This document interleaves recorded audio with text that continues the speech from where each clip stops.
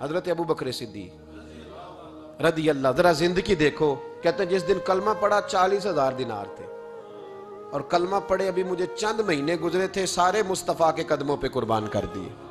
پھر مال کمایا, پھر 4,000 دینار تھے, 4,000. جس دن ہجرت کے لیے نکلا 4,000 تھے. انہیں بھی پتا تھا 2.5% دینا چاہیے. ان کی بھی بیٹیاں تھیں, جوان بھی تھی, چھوٹی بھی تھی, ان کے بھی بچے تھے, لیکن دین کو ضرورت ہے. میرے رسول پاک صلی اللہ علیہ وسلم کے دین کو حاجت ہے. تو فرماتے ہیں اشرفیاں تھی میرے گھر میں, پیسے تھے, درہم تھے, دینار تھے. میرے والد بوڑھے تھے, ان کو خیال تھا کہ ابو بکر ساری دولت نہ لے جائیں. تو حضرت اسماء بنت ابی بکر سے جناب ابو بکر صدیق نے کہا کہ اس طرح کرنا, ایک گڑا چھوٹا سا تھا, گڑا ٹویا, اس میں پیسے ہوتے تھے. فرمایا اس میں روڑے رکھ دینا, اوپر ٹاٹ ڈال دینا. والد نابینا ہے, اگر پوچھے نا پیسے تو ان کا وہاں ہاتھ لگا دینا, انہیں پتا چلے ابو بکر سارا مال لے کے نہیں گیا. فرماتے میں ہجرت پہ جانے لگا تو 4,000 سارے ہی لے گیا. سارا مال ہی یار, یا 2.5% کے لیے رٹا پڑا ہوا ہے. 2.5% کے لیے لوگ بحث کر رہے ہیں, 2.5% کے لیے لوگ دلائل چاہیے. کئی مفتیان کرام سے پوچھیں گے, پھر پروگرام بنائیں گے دینا ہے کہ نہیں دینا. اور جس دن تبوک کے لیے میرے مصطفیٰ کریم نے اعلان کیا, جناب صدیق اکبر فرماتے شے کوئی نہیں تھی, غربت کے دن تھے, کمزوریاں تھیں, مال اس دن کاروباری حالات کم تھے. یہاں لوگوں کا کاروبار جب ڈاؤن ہوتا ہے تو سب سے پہلے مسجد کا 200 بند کرتے ہیں, سب سے پہلے مدرسے کا بند کرتے ہیں, سب سے پہلے خواہش کرتے ہیں کہ وہ جو غریب کو جاتا ہے نا اس کو بند کرو, یہ زیادہ نقصان دے رہا ہے. حضرت ابو بکر صدیق رضی اللہ تعالیٰ عنہ فرماتے ہیں حالات خراب تھے, جیب دیکھی تو اتنے پیسے ہی نہیں تھے کہ مصطفیٰ کریم کو پیش کر سکوں. تو پھر کیا کیا, امام جلال الدین سیوطی کہتے ہیں ابو بکر صدیق نے نا گھر کے اندر کپڑا بچھایا, اور پھر صدیق اکبر نے کیا کیا کہ توا بھی رکھا, برتن بھی رکھے, اس پہ چولہا بھی رکھا. ابو بکر صدیق نے اس کے اوپر گھر والوں سے کہا کہ ایک جوڑا پہن لو, ادھر دیکھو میری طرف, ایک جوڑا پہن لو, اور باقی نا سارے جوڑے بھی یہاں رکھو. اور پھر جب لوگ بچوں نے دیکھا نا کہ ابا تو کپڑے بھی رکھوا رہا ہے, کیا بنے گا, فرمایا تمہیں تو ایک جوڑے کی اجازت دے رہا ہوں نا, ذرا میری طرف دیکھو. خود اندر گئے تو ٹاٹ کا لباس پہن کے کپڑے بھی اتار کے رکھ دیے, کپڑے بھی اتار کے زمین اسی میں رکھے, سارا کچھ باندھا.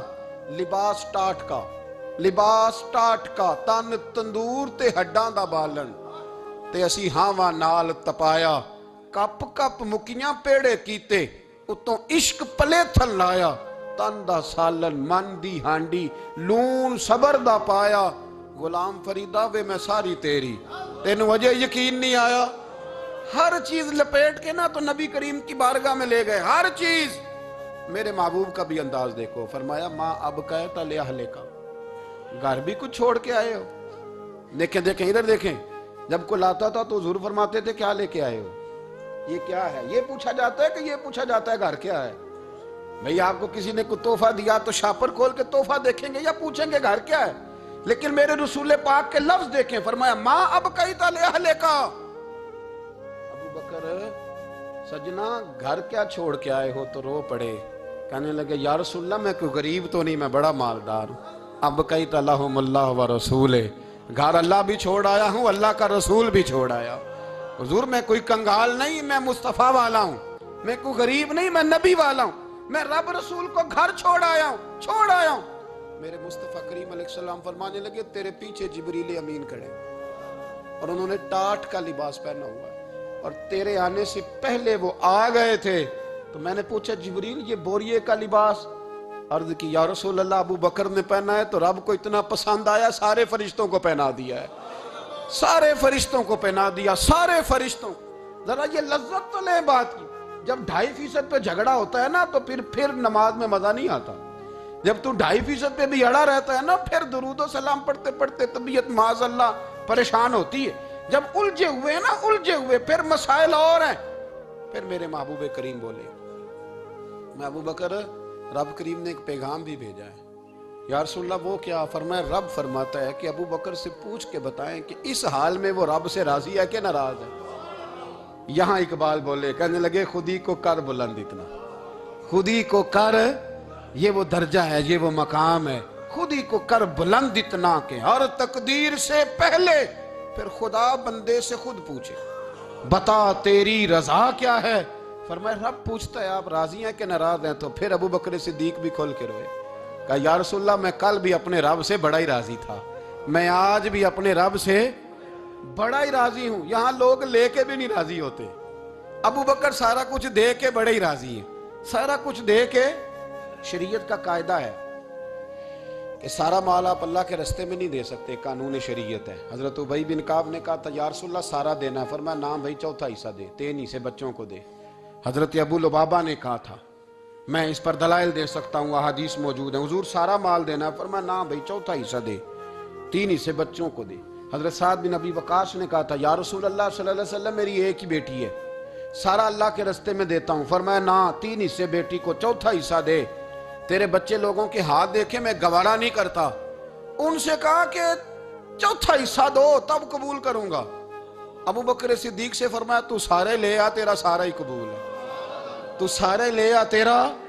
اور ایک لفظ حدیث میں ایسا ہے آپ یقین کریں، غلام ہوں کسی فقیر کا تو جب میں اس کو پڑھتا ہوں نا تو آپے سے بات باہر نکل جاتی ہے۔ حضور کا ایک فرمان ہے جب اس پر توجہ آتی ہے نا تو مطلب یہ کہ لفظ جو ہے نا وہ ٹوٹ جاتے ہیں، بکھر جاتے ہیں، اور دل کہتا ہے کہ نہیں یہ جو ہے نا یہ معراج ہے، یہ اصل ہے، یہ حقیقت ہے۔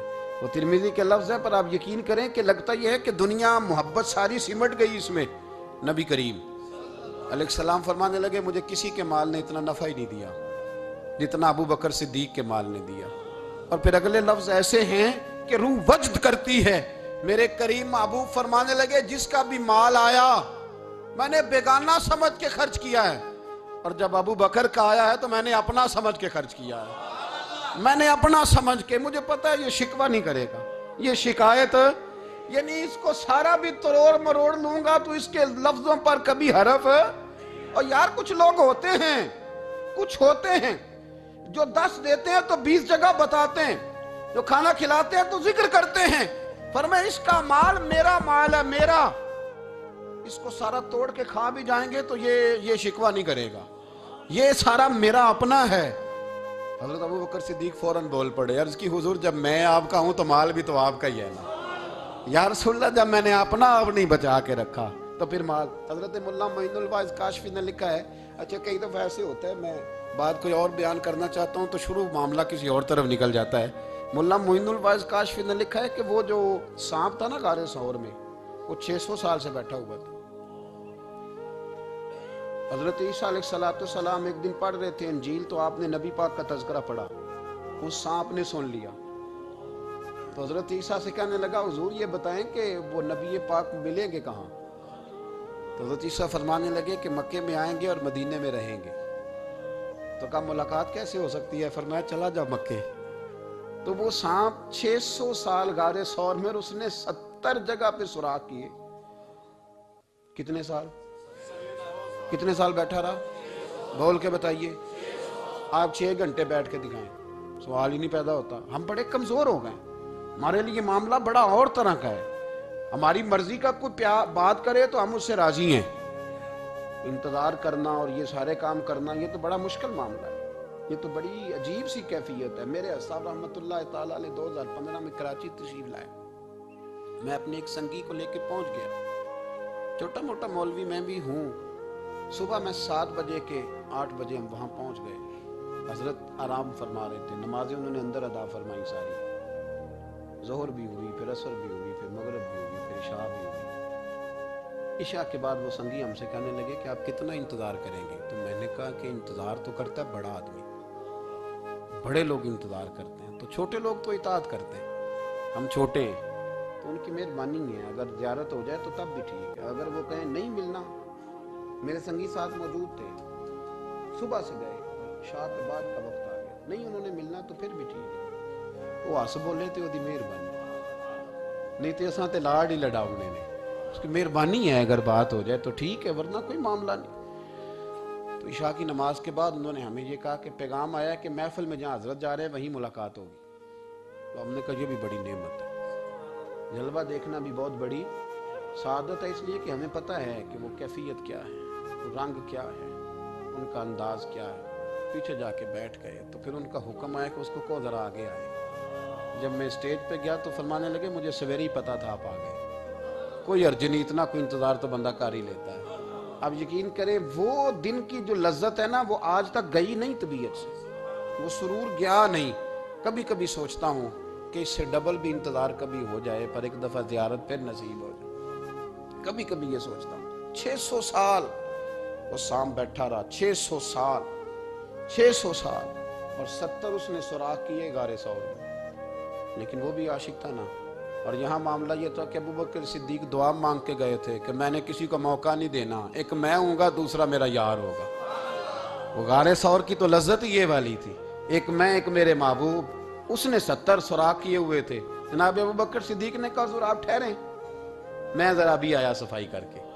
تو نبی کریم علیہ السلام رکے تو حضرت ابوبکر صدیق نے کہیں پگڑی پھاڑ کے رکھی، کہیں چادر پھاڑ کے رکھی، اتنے سوراخ بند کیے تو جو ایک رہ گیا وہاں ایڑی رکھ دی۔ تو اب وہ سام بھی شکوہ کرنے لگا کہ یار تو بھی کوئی نرالا ہی عاشق ہے کہ میں نے تو کسر ہی کوئی نہیں چھوڑی تھی، 70 سوراخ کیے تھے اور تو نے بھی کمال ہی کر دی ہے، یہ سارے ہی بند کر دیے، جو بچ گیا اس پہ ایڑی رکھ دی۔ اس نے پتہ نہیں کتنے ڈنگ مارے۔ سام کا جب ڈنگ لگتا ہے تو وجود میں بہت زیادہ گرمی پیدا ہوتی ہے، گرمی۔ حضرت ابوبکر صدیق کے بارے میں ہمارے شارحین نے لکھا روئے نہیں، وجود اتنا گرم ہوا کہ آنسو ٹپک پڑے۔ نبی کریم صلی اللہ علیہ وسلم نے فرمایا ہٹا نا ذرا پیر، پھر انہوں نے ہٹایا تو میرے مصطفیٰ میں لعاب دہن لگایا۔ مولا معین الواعظ کاشفی رحمت اللہ علیہ فرماتے ہیں کہ جب انہوں نے قدم ہٹایا نا تو پھر وہ سانپ باہر نکلا، اپنا سر نکالا اور کھڑا ہو کے حضور کا دیدار کرنے لگا۔ تو نبی کریم نے فرمایا تیرا کام ہو گیا، اب تو جا، مجھے اور ابو بکر کو رہنے دے۔ وہ نکل گیا۔ یہ کیفیات ہے، یہ محبت ہے، یہ وارفتگی ہے، یہ سوز ہے، یہ درد ہے۔ یارو یہ میں کہا کرتا ہوں کہ یہ چیز جینے کا بھی مزہ دیتی ہے، مرنے کا بھی مزہ آتا ہے، مرنے کا بھی مزہ، سرور آتا ہے انسان اس میں جب یہ کیفیات شامل ہوتی ہے نا۔ رنگ اور ہوتا ہے، درد اور ہوتا ہے، ذائقہ اور ہوتا ہے، کیفیت اور ہوتی ہے، پھر کوئی شوق نہیں رہتا اعلیٰ کپڑوں کا، بڑی گاڑی کا، لمبے چوڑے معاملات کا۔ پھر تو انسان ڈھونڈتا پھرتا ہے کوئی مجھے محبوب کی بات سنائے، کوئی اس کی شان میں کوئی شعر سنائے، کوئی اس کا ذکر سنائے، کوئی مل جائے نا کبھی کہ میرے تار چھیڑ دے، کوئی ملے، کوئی بات کرے، کوئی ذکر کرے۔ پھر انسان ڈھونڈتا پھرتا ہے ان لفظوں کو، ان لوگوں کو جو پکڑ کے دروازہ رسول صلی اللہ علیہ وسلم کی بارگاہ تک لے جائیں۔ بڑا پیار کیا میرے قریب محبوب۔ حضرت علی المرتضیٰ شیر خدا فرماتے میٹنگ بیٹھی تھی بدر والے دن، ہم بات کر رہے تھے خطرہ کہاں ہے، دلیر دلیر لوگوں کی ڈیوٹی کہاں لگائی جائے۔ شیر خدا بھی چاہ رہے تھے کہ میں وہاں ڈیوٹی دوں گا، تو کہتے ہیں سمجھ آئی کہ سب سے زیادہ خطرہ نبی کریم علیہ السلام کے عریش مبارک کا ہوگا، حضور کے خیمے کو، چھپر مبارک کو۔ قریش مکہ سب سے زیادہ حملے وہاں کریں گے جہاں حضور ٹھہرے ہوں گے۔ طے ہو رہا تھا کس کی ڈیوٹی لگائیں، کس کو وہاں ذمہ داری سونپیں۔ کہتے ہیں ہم بات کر رہے تھے اور میں تیار تھا وہاں جانے کو، اچانک ابو بکر صدیق آ گئے۔ کیا باتیں ہو رہی ہیں؟ تو ہم نے کہا جناب ہم پروگرام بنا رہے ہیں کہ وہاں ڈیوٹی کس نے کرنی ہے۔ تو فرمانے لگے یہ کرنے والی بات ہی کوئی نہیں، میں نے تو عرض کر بھی دیا ہے نبی پاک کی بارگاہ میں کہ یا رسول اللہ یہاں ڈیوٹی میں ہی کروں گا۔ تو حضرت ابو دردہ رضی اللہ تعالیٰ عنہ عرض کرنے لگے حضرت ابو بکر صدیق سے کہ حضور آپ کے ساتھ کون ڈیوٹی کرے گا؟ فرمانے لگے کسی کی بھی ضرورت نہیں، کوئی ماں نے لال جنا ہی نہیں، کوئی جنا ہی نہیں ماں نے لال جو ابو بکر کے ہوتے ہوئے نبی پاک تک پہنچ جائے، کسی کی جرت ہی نہیں، میں اکیلا کافی ہوں مصطفیٰ کریم کے خیمے کا پہرا دینے کے لیے۔ یہ اعزاز، یہ شان، یہ لطافت، اور میرے نبی کریم علیہ السلام نے بھی پھر حضرت ابو بکر کو چاہا تو کمال ہی کر دیا، چاہا تو کمال ہی کر دی، کمال ہو گئی۔ حضرت ابو دردہ کہتے ہیں ایک دن حضور علیہ السلام نے مجھے فرمایا ابو دردہ یہ تو نے آج کیا کیا ہے؟ حضور کیا ہوا؟ فرمایا آج تو گلی میں چل رہا تھا اور ابو بکر صدیق کے آگے آگے چل رہا تھا، گلی میں ابو بکر کے آگے آگے چل رہا تھا۔ یا رسول اللہ صلی اللہ علیہ وسلم کیا ہوا؟ فرمایا نہ کسی پہ سورج طلوع ہوا نہ غروب ہوا جو میرے ابو بکر سے افضل ہو، خبردار اس کے آگے نہیں چلنا، ابو بکر صدیق کو کمر نہ ہونا چاہیے۔ شاہ ولی اللہ صاحب نے ایک بات لکھی ہے، بڑی نرالی ہے، وہ بھی بڑی نرالی۔ مثل تعویذ ہوتے ہیں نا کچھ لوگ، جب بھی ملتے ہیں شفا ہوتی ہے۔ بڑی شاندار عجیب بات لکھی ہے۔ حضور صلی اللہ علیہ وسلم نے ایک دن فرمایا کہ وقفے سے ملا کرو محبت بڑھتی ہے، یہ حضور کا فرمان ہے، وقفے سے ملا کرو محبت بڑھتی ہے۔ قدر کھو دیتا ہے نا ہر روز کا آنا جانا، اور بڑی دلچسپ ہوتی ہیں بے ترتیب ملاقاتیں. تو کہا کہ وقفے سے ملا کرو. حضرت ابو ہریرہ بھی تھے، دیگر لوگ بھی تھے. حضور نے فرما دیا. حضرت ابو بکر صدیق بھی سن رہے تھے. زور کی نماز پڑھی، گھر چلے گئے. عصر پڑھی تو گھر چلے گئے. مغرب پڑھی تو گھر چلے گئے. حضرت انس بن مالک رضی اللہ تعالیٰ عنہ کہتے ہیں 3 دفعہ حضور نے پوچھا ابو بکر نہیں آئے؟ ابو بکر نہیں آئے؟ ابو بکر نے کہتے 3 دفعہ پوچھا تو میں پھر پہنچ گیا. میں نے کہا ابو بکر 3 دفعہ حضور نے پوچھ لیا کہ ابو بکر نہیں آئے، ابو بکر نہیں آئے. تو جناب صدیق اکبر دوڑے، حضور حکم. فرمایا کہاں تھے صبح سے؟ عرض کی یا رسول اللہ آپ نے تو فرمایا تھا وقفے سے ملا کرو محبت بڑھتی ہے. تو محبوب فرمانے لگے تمہیں تھوڑی کہا تھا، تمہیں تھوڑی کہا تھا. تو نہ جایا کر یار، تو رہا کر. تو رہتا ہے تو دل جمع رہتا ہے، تو یہاں موجود ہوتا ہے تو دل. اب یقین کریں کچھ لوگ ایسے ہوتے ہیں جن کے بارے میں دل کرتا ہے انہیں بندہ خرید کے پاس رکھ لے، ان کو خرید لے، یہ یہیں رہیں، یہ جائیں نہ. اس لیے کہ ان کا لب و لہجہ اور ہوتا ہے، ان کا طرز حیات اور ہوتا ہے، طرز غلامی اور ہوتا ہے، طرز فرما برداری اور ہوتا ہے، انداز اور ہوتا ہے. فرمایا تو نہ جایا کر، یہی رہا کر. اور میرے محبوب نے فرمایا ابو بکر تو صرف میرا غار میں ہی ساتھی نہیں، قیامت میں جب میں حوض کوثر تقسیم کروں گا تب بھی تو میرے پاس ہی بیٹھا ہوگا.